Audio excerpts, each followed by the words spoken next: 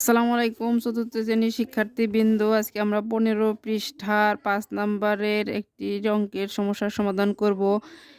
পাশে অনেকগুলো সংখ্যা আছে, এগুলো দিয়ে বৃহত্তম সংখ্যা তৈরি করব, ক্ষুদ্রতম সংখ্যা তৈরি করে বৃহত্তম বিজোড় ক্ষুদ্রতম জোড় সংখ্যা তৈরি করব। আগে আমরা সংখ্যা কার্ডগুলো খাতায় তুলে নেই।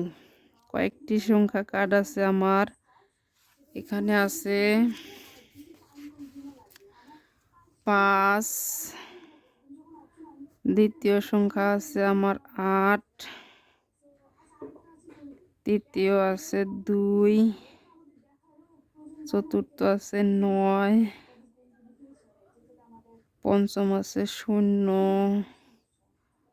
ষষ্ঠ আছে 6, সপ্তম আছে 3। 1 নম্বর প্রশ্নে আমরা বৃহত্তম সংখ্যা তৈরি করব। বৃহত্তম, এখন আমাদের সর্ব সংখ্যার মধ্যে বৃহত্তম কত? 9, তারপর বৃহত্তম 8, তারপর বৃহত্তম 6, তারপর 5, তারপর 3,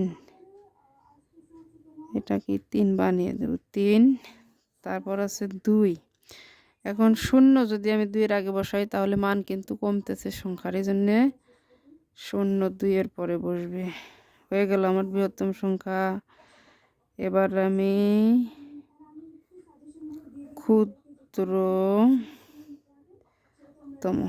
ক্ষুদ্রতম এখন এই আগের মতো যে 0 3 5 6 8 এবং 9।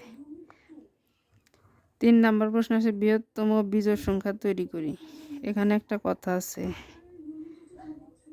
বৃহত্তম বিজোড়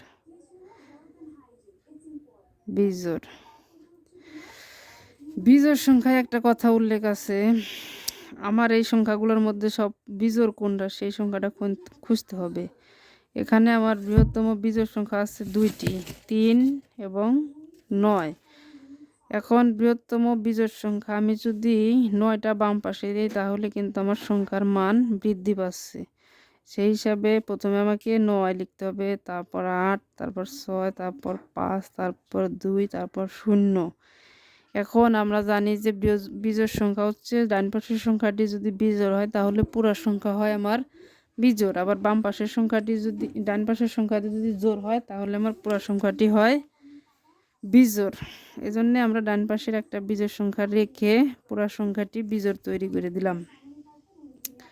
এখানে কথা হলো যে 9 আমি ডান পাশে দিতে পারতাম, কিন্তু 9 ডান পাশে দিলে কিন্তু আমার ক্ষুদ্রতম সংখ্যা মানে 3 এর মান এখানে আসলে আমার কত হতো? 1 দশক শতক হাজার অযুত লক্ষ নিযুত 98,65,203। কত নাম্বার বাড়ছেন থাকতে হতো তাহলে 38 লক্ষ, অনেক বেড়ে যেত। আমার চেষ্টা থাকবে সবসময় বিজোড় এবং বড় সংখ্যা তৈরি করা। যাই হোক, ক্ষুদ্রতম জোড় সংখ্যা তৈরি করি। এবার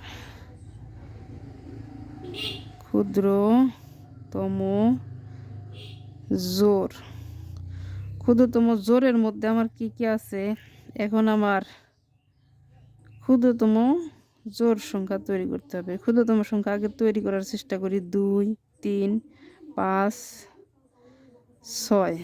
এখন কথা হলো আমার ডান পাশের সংখ্যাটা কিন্তু ছোট, মানে জোড় সংখ্যা লিখতে হবে। জোড় সংখ্যার মধ্যে আমার সবগুলো কার্ডের মধ্যে আমি যদি একবার খেয়াল করি, এখানে সবচাইতে ছোট সংখ্যা হচ্ছে আমার 2, কিন্তু আমার সংখ্যাটা তৈরি করতে হবে ক্ষুদ্রতম।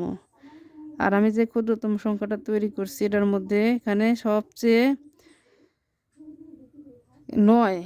9টা ডান পাশে রাখলে আমার সংখ্যাটা হচ্ছে বিজোড়। আর যদি আমি 8 ডান পাশে রাখি তাহলে সংখ্যাটা হবে আমার জোড়। ওদিকে ক্ষুদ্রতম সংখ্যাও বেড়ে গেল, আবার জোড়ও হয়ে গেছে আমাদের সমস্যার সমাধান।